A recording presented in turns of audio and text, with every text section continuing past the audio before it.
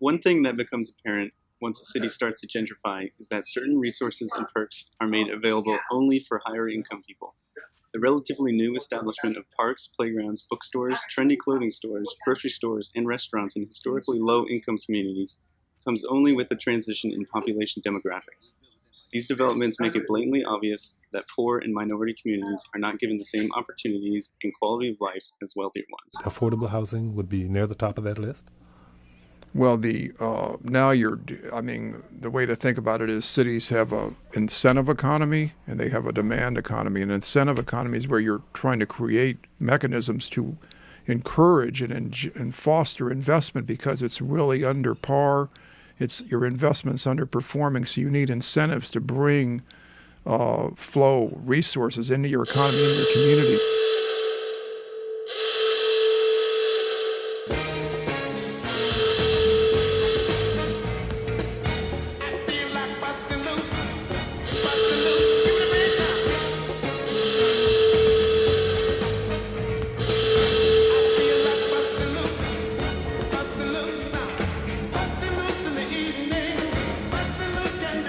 Gentrification of DC neighborhoods has adversely affected children and their access to education.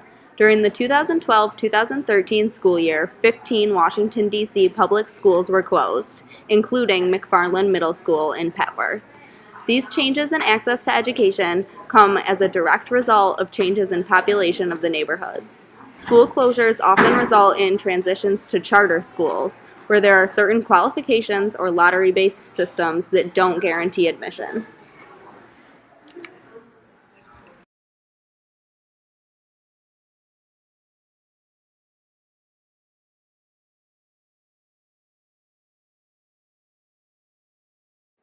The neighborhood across the street from the National Stadium consists of primarily public housing. In 2013, the District of Columbia decided to close their public housing waitlist, with over 70,000 names on it. The average person could expect to wait 28 years for housing. James Creek is a public housing development operated by the DC Housing Authority. This property consists of 239 townhomes that range in size from 1 to 4 and 6 bedrooms. They are income-based, and the eligibility requirements are set by the Housing Authority Department. Even though gentrification has brought negative impacts to communities in the district, longtime community members have done their part to mitigate the effects and combat the challenges head-on. We were lucky enough to speak to two of these longtime residents.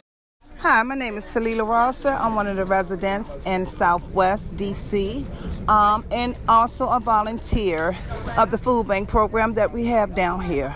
We bring a lot to the community, especially Miss Spencer. She's one of the organizers, and she's the president of the council ward down here. Miss Spencer brings a lot to the neighborhood: food, clothes. We do breakfast for seniors. We do kids programs. We did have an issue about the air quality with them doing all the digging, and we see groundhogs, we see deers right here in our neighborhood because all the digging and stuff, and we were concerned about the air quality that we were breathing, all this stuff that they're digging up. So they came and gave us a couple of air purifiers, for our homes, They, as in coming from the developers from the developers. The developers got with the community, and got these air purifiers for us. We could buy one. They gave us one free, but if we wanted extra ones, we would have to buy them. So it helps out a lot.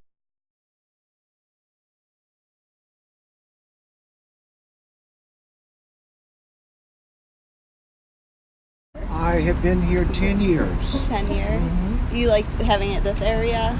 I love the area of Petworth.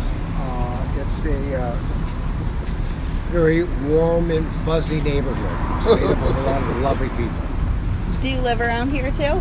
Yes, I live about a block from my store. I live on 7th and Upshur. And how long have you lived here? Well, I've been in Petworth 10 years, and I've lived in Petworth for 5 years.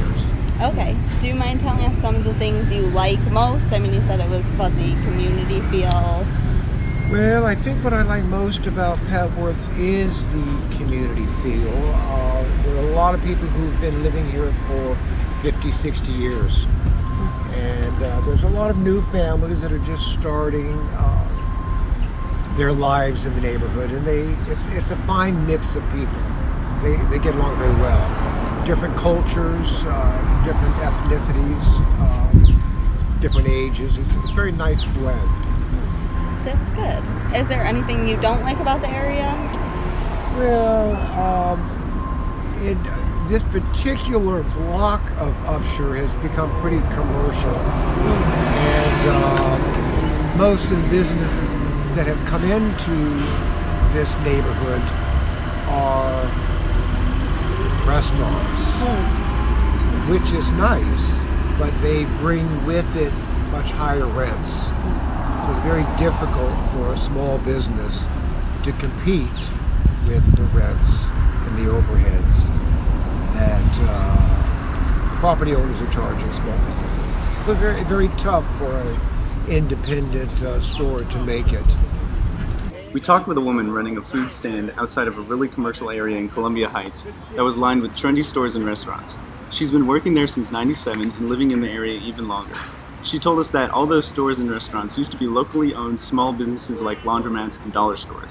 The area has transformed to fit the taste of non-traditional community members.